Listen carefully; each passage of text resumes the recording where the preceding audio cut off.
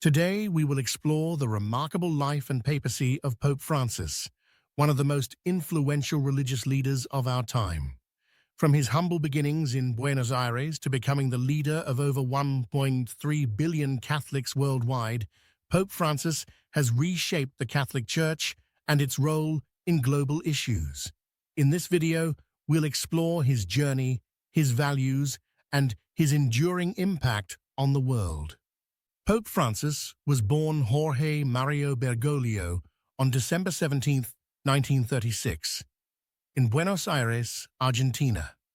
His parents were Italian immigrants, Mario and Regina Bergoglio, who had moved to Argentina in search of better opportunities. Growing up in a working-class family, Jorge learned early on the importance of humility and service, values that would stay with him throughout his life. As a teenager, Bergoglio was drawn to the priesthood, but his decision to enter the seminary came after a period of reflection. He first studied chemistry before deciding to follow his spiritual calling at age 21. His family initially had mixed feelings about his decision, but they supported him as he entered the Jesuit order, known for its rigorous intellectual training and commitment to social justice. After joining the Society of Jesus in 1958, Bergoglio studied in Buenos Aires and later in Spain, receiving his degree in philosophy. He spent several years studying and teaching before taking on leadership roles in the Jesuit community. By the mid-1970s, Bergoglio's passion for social justice and his strong connection with the poor began to define his ministry.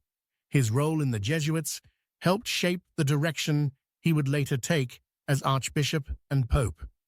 Jorge Bergoglio's path to the papacy was profoundly influenced by his Jesuit formation.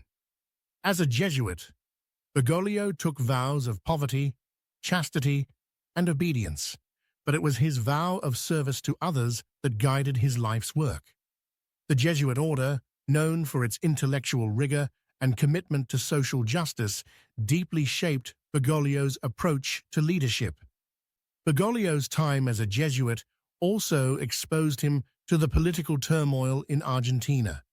During the brutal military dictatorship of the 1970s and 1980s, he faced criticism for his perceived lack of vocal opposition to the regime.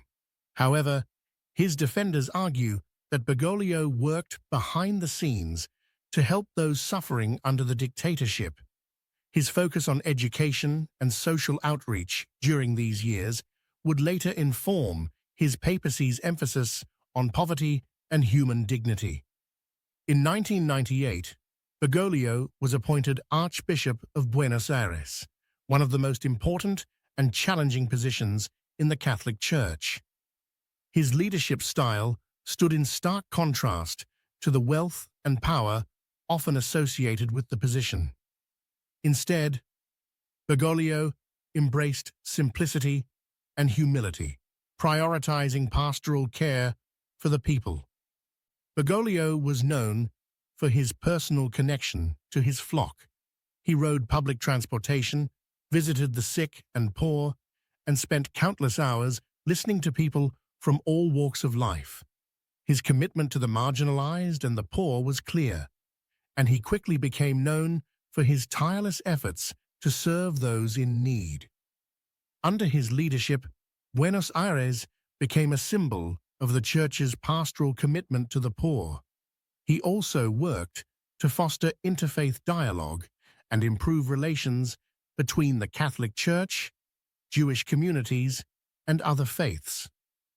On March 13, 2013, after the surprising resignation of Pope Benedict XVI, the world watched as the cardinals of the Catholic Church gathered to elect a new pope. Few predicted that Jorge Bergoglio, the Archbishop of Buenos Aires, would be chosen. But in a moment that would change the course of history, Bergoglio was elected as the 266th Pope of the Catholic Church. Bergoglio's election as Pope Francis was historic. He was the first pope from the Americas, the first Jesuit pope, and the first pope to take the name Francis, inspired by Saint Francis of Assisi, who was known for his devotion to poverty, peace, and simplicity. The choice of this name signaled that Pope Francis would prioritize the needs of the poor and advocate for a more humble, compassionate church. From the very start of his papacy, Pope Francis has emphasized themes of humility, mercy, and social justice. One of his core messages is a call for the Church to be a place for the poor, the outcast, and the marginalized. One of his most significant contributions is his encyclical Laudato Si, which calls for a global response to environmental degradation. In this document, Pope Francis urged the world to care for our common home, addressing the moral and spiritual dimensions of climate change and environmental destruction. He spoke out against consumerism and the exploitation of the Earth's resources, calling on leaders and citizens alike to act in solidarity for the planet's future. Another defining moment of Pope Francis' papacy was the Jubilee of Mercy, proclaimed in 2015. He invited people to reflect on the importance of forgiveness and reconciliation, not only with God, but with each other. His message was clear. Mercy is at the heart of the Christian faith. Pope Francis's commitment to peace has also been central to his leadership. His interfaith dialogue and efforts to build bridges between Catholics, Muslims, Jews, and other religions have been a hallmark of his papacy. He has made historic visits to the Holy Land, to mosques, and to synagogues, always emphasizing the need for peaceful coexistence. Pope Francis has had a profound impact on the Catholic Church and the wider world. His reforms have reshaped the Vatican from financial transparency to addressing the sexual abuse crisis. His approach to governance and financial management has challenged the often opaque workings of the Church's global operations. However, Pope Francis has not been without controversy. His progressive stance on issues like divorce, LGBTQ rights, and the role of women in the Church has sparked debates. Traditionalists have criticized him, while progressives have hailed his willingness to engage with modern social issues. Pope Francis is widely admired for his personal humility. Unlike many of his predecessors, he chose to live in simple accommodations within the Vatican, opting for the modest guest house over the grand papal apartments.